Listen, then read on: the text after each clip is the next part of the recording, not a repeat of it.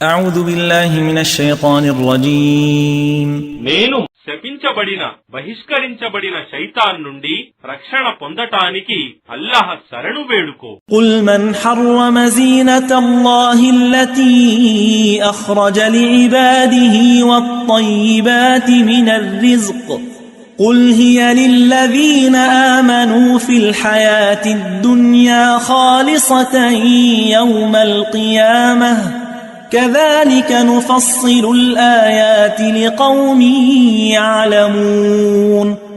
ఇలాను అల్లాహ్ తన దాసుల కొరకు సృష్టించిన వస్త్రాలంకరణను మరియు మంచి జీవనోపాధిని నిషేధించేవాడెవడు?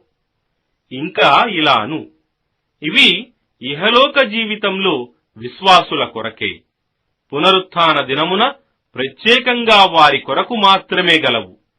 ఈ విధంగా మేము మా సూచనలను జ్ఞానం గల వారికి స్పష్టంగా వివరిస్తున్నాము.